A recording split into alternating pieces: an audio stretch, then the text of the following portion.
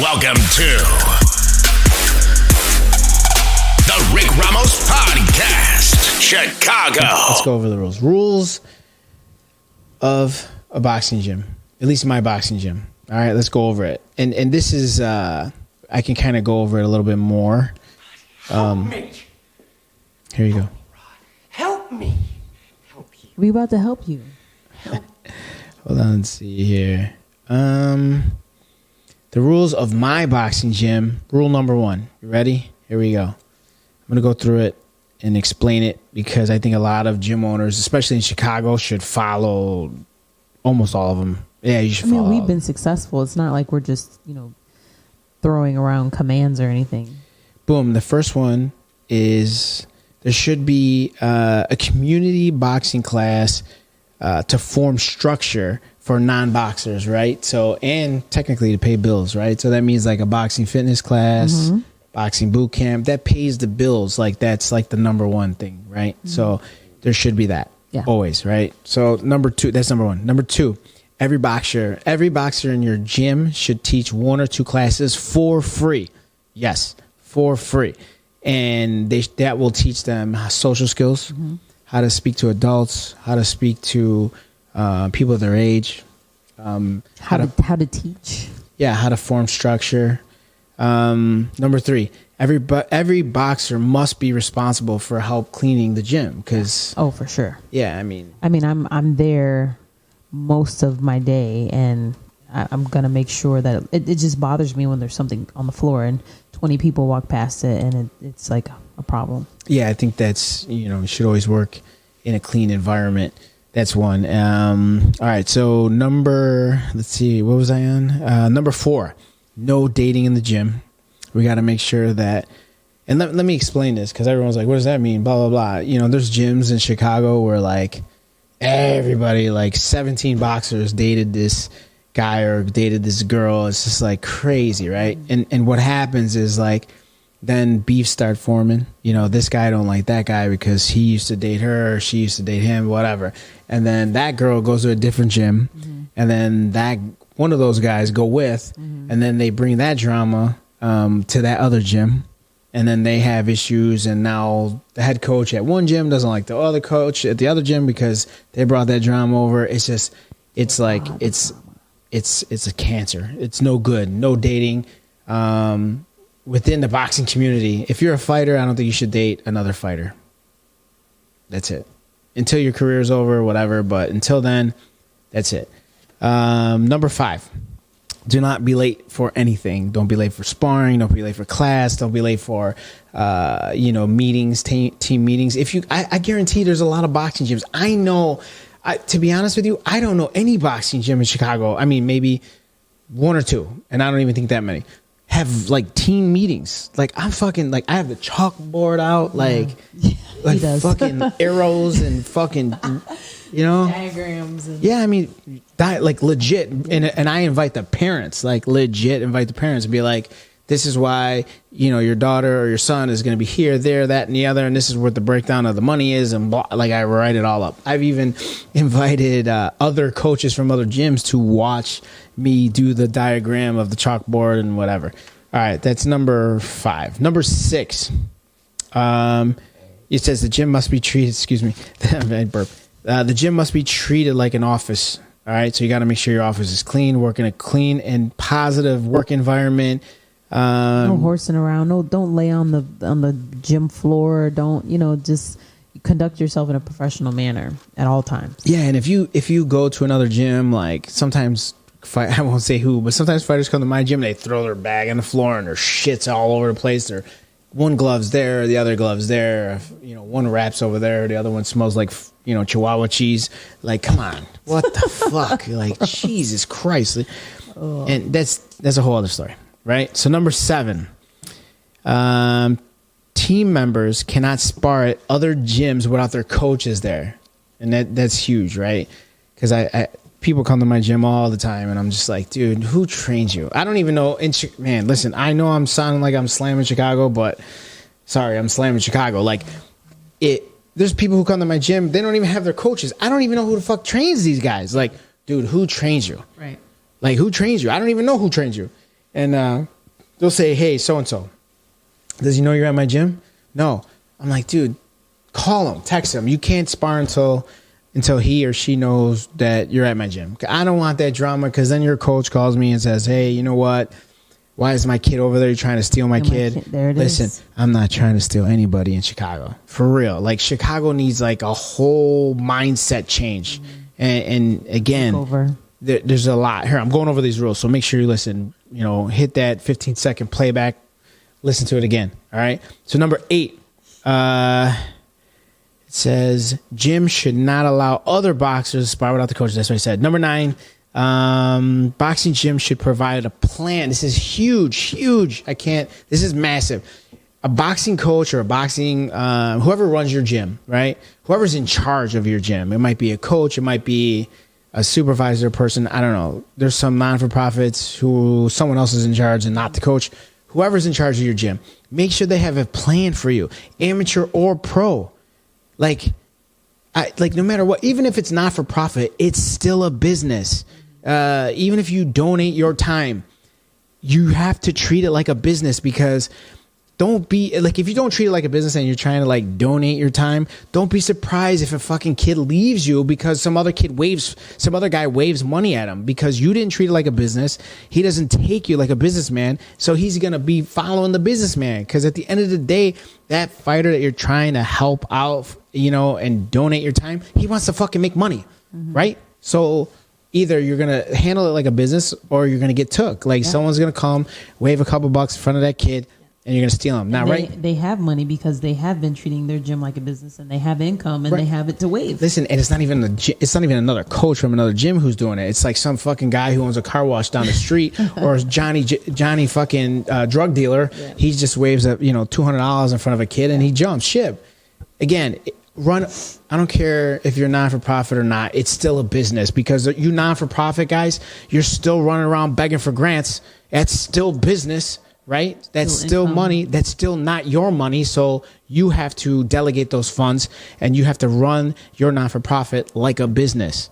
Right? So no matter what you say, it's a business. That's please, like, you non-profit dudes always talk about, well, this, stop. Yeah. Stop. It's a business. Stop. I think your gym was the first gym where I was given a structured plan of any kind. Before it was just, you're going to fight. You just knew that you were training, and that one day you would fight, and that was it. Yeah, I mean, that's like, I don't even know what to say. Like, you shouldn't be amateur for fucking 8 years unless you start fighting when you're 8. Yeah, none of my other coaches even mentioned pro, and it could have been because I was from a different era, but I appreciated that you had the foresight to even push it to that next level, not even thinking about what everybody else was thinking. See, that's the thing. I don't even think it was that you were from a different era, because you're not. You're from like, maybe a hint of the era that is now, but you're still able to compete at this level in this era. So you're kind of like in between both. But either way, it's not even like era. It's like, a lot of those, like they always say, like a lot of ex-fighters become coaches.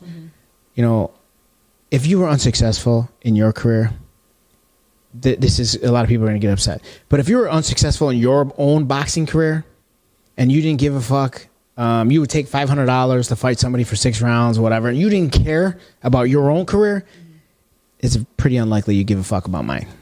Damn! I'm just saying. You know what I'm saying? Like, let's be real. Like, if you're okay being the B-side all the time, then you're going to tell your cousin, your neighbor, or the kid you're training to be on the B-side. That's it. So be around motherfuckers who want to be on the A-side. Yeah. And I don't think people understand that. And I know I always sound like the guy who's preaching, but it's so fucking true. I want to be on the A side. I want a Canelo. I want a Ryan Garcia. I want a Miguel Cotto. I want the elite. I want a Mayweather. I want everyone. And I want all my guys to win. I don't care if you're 4-0 as a pro and retire. You retired undefeated. That's it. My winning percentage is high. Yeah. Because I have a book. And anyone who knows me knows I have everybody's name in there with everybody's record. I'm like amateur and pro. Yeah, amateur and pro. You can name any kid. You can look up any fighter who I've ever trained. They all, I don't want to say all, I would say 2 or 3 guys who have losing records. Other than, I'm talking about out of 100, like 2 or 3 guys have a losing record. My winning percentage is very, very high. And then you got other guys who are like, They have so many amateurs and so many, like, they're just putting guys on show because they make money off of shows. Fine. If that's how you make a living, cool. I don't make a living like that. I don't want to make a living like that. And that's like not me, right? So you're just putting guys on, like, think about that, right? Think about this. All you amateurs out there, just think about this and rewind it if you need to hear it again. Like, if a dude, if a coach or if your coach is throwing an amateur show and he's just putting you on amateur shows just to fill the gap, just to fill the show, and he don't give a fuck if you win or you lose, and you're 4-4 as an amateur and he barely works with you outside of the fucking show, run. Fucking run. Like, red flag. Oh my God. Like, chances are he's just chasing that, he's just chasing $1,000 for the show and he don't give a fuck. Like, that guy, he is literally picking up pennies while fucking dollar bills are flying over his head. Because if he took a little time to work with you, you'd be 10-0. You'd be 8-2 as an amateur. Next thing you know, you're winning these little tournaments and you're moving on and moving on. You know what I'm saying? So, man, I don't know what else to say, but you got to surround yourself with the winners. And when I mean winners, it's not necessarily like you win all the time, but someone who wants to win, someone who wants to see you do good, someone who wants the team to do good. Mm-hmm. And I don't see that. I don't see that, especially in Chicago. All right, number 10. 11. No, 10. Number 10, everyone must change in the locker room. You got fucking Johnny Swole, fucking Charlie Calamari, fucking taking his shirt off. It's like, dude, like, honestly, even the ripped dudes, I don't care if you're ripped or you're fucking 800 pounds. Dude, just change in the fucking gym. Don't hit the bag, don't hit the bag with your shirt off. Like, don't want to see it. It just causes drama. Now you got somebody's mom, you're telling the guy next to you, hey, so-and-so's mom's looking at me. Hey, so-and-so's girlfriend's looking at me. It's like bait to start drama and we have like kill the drama. We have people coming in for personal training, and again, treat your gym like an office. You're not going to walk around shirtless in your office, so don't walk around shirtless in the gym. All right, and here I'll elaborate a little more. Give me a second. No, I'll elaborate a little more. Like, I had back in the day, I had this father. I had a strong kids program, and this father was always like lingering, right? And this lingering dad would always hit on everybody's mom, and it turned into like 2 months later, I get a phone call, right? It's like, hey, Rick, where you at? Just walking out of the gym. Hey, can you stay there? I want to talk to you for a second. Somebody's father, right? One of my amateurs' father comes to my gym with like 3 other fathers, right? So I'm like, fuck, like, what's happening? And he's like, hey, I saw my wife's phone, and it's this guy, sending risque pictures to my wife and blah, blah, blah, how they exchange phone numbers. It was a whole mess. It was a whole mess. And, I don't think, if you're going to do gym stuff with parents and other teammates or whatever, try to have coaches or someone who's supervising involved, because what happens is, in this particular incident, it was like, one father, like 2 fighters become good friends, and then so-and-so's mom invites the kid over, and then the parents come over. Next thing you know, they're having 20 drinks over, watching the Sox versus the Cubs, and the Sox suck, Cubs suck, blah, blah, blah. They go back and forth. Next thing you know, the parents start going at it and whatever. I'm not even invited, but guess who gets the fucking phone call? Yes. I get the phone call like, hey, so-and-so fucking threw a punch at my dad, and it had nothing to do with my gym, has nothing to do with me, has nothing to do with anything, but they call me when it goes bad, and it always goes bad. You know how many phone calls I got? Anyways, so keep your shirt on in the gym, guy or girl. Fucking, you don't need to work out with a sports bra. You don't need to hit the heavy bag with a sports bra. The dudes don't need to be shirtless all over the place. It just causes drama. I promise you that. Number 11. I think I just said that. You can't work out. Oh, you must change. The number 10 was you must change in the locker room. Number 11, you must not work out without your shirt. Okay. Number 12, parents should never interfere with training. Parents should sit outside, sit in the lobby, stay away from training. Let the coach and the fighter build a relationship. Stop looking for your dad. Stop looking for your mom. Stop looking for grandma, grandpa. the coach and the kid needs to build a relationship. That's the only way that the trust will be built. And you know what? And once the trust is built, you can get a lot of positive things done. So but if mom is coming in to give you water every 5 seconds, or dad's coming to wipe the sweat off your brow, it's right, and that's positive stuff. Right? It is. Right, but there's been negative shit where a dad run into a ring and grab a kid by his headgear and be like, you need to fight hard, like crazy shit. Like, you know how stupid and immature that is? That's crazy. So don't do that, all right? Number 13, meetings between parents and coaches should be set before or after boxing practice. Not during, before or after, and it should be set up with at least a day notice. Set up something, work something out. You know, I think communication is key with the coach and the parents. It's key. Like, we never have a problem talking with the parents. You know, if there's an issue or if there's a concern, and they respectfully keep in their space, and then we respectfully keep in our space. But as a team, we can work on the same thing together. Right, for sure. Number 14. I'm sorry. If you are a professional boxer, this is so annoying. If you are a professional boxer, you must have your own boxing equipment. Like, dude, if you're a pro fighter and you're asking for gloves, go home. I will send you home. Like, you're a professional athlete and you don't have, like, can you imagine if A-Rod didn't fucking show up to the fucking game without his bat, without his mitt? Like, what the fuck? Yeah. You know, so listen, treat yourself like a professional. That's the only way you're going to get the respect from other people. Mm-hmm. Like, you show up like unprepared all the time. It's kind of annoying. It's kind of irritating. Like, if you say you're a pro fighter and you think you might be a world champion, then prove it. Yeah. And all those little things will add up to something successful. I believe that. I have several headgears, several gloves, several mitts for if I'm doing a training session. I have all of it. I have other stuff. It's crazy. It's crazy how many people are unprepared. They want to jump in that role real quick, though. Yeah, and they want to tell you how badass they are. All right, number 16. If you are a boxer and you are in the gym and the gym's boxing team, you must attend every day. So if you're on a boxing team, if you guys, first of all, I don't even think a lot of clubs or a lot of gyms call themselves a team. That's one. Build a team atmosphere. Make sure everybody's involved.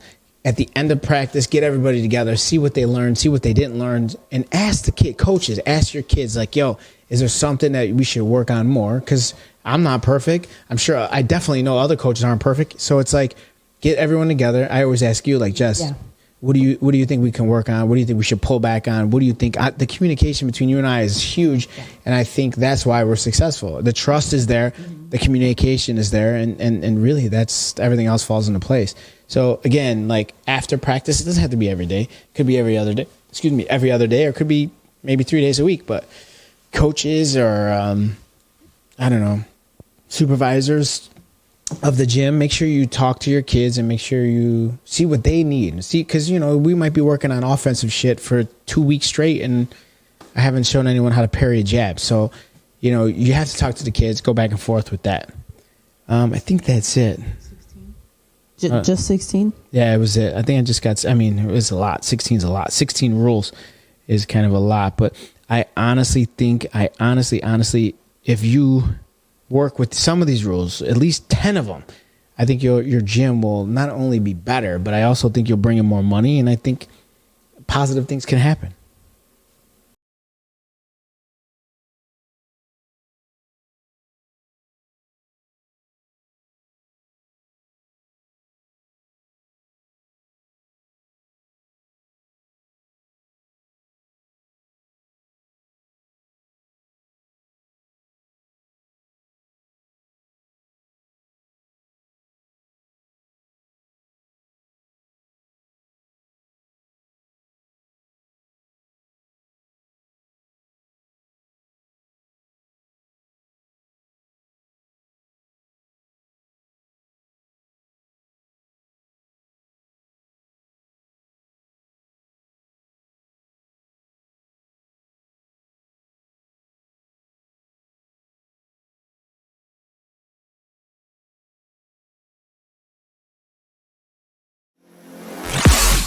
Welcome to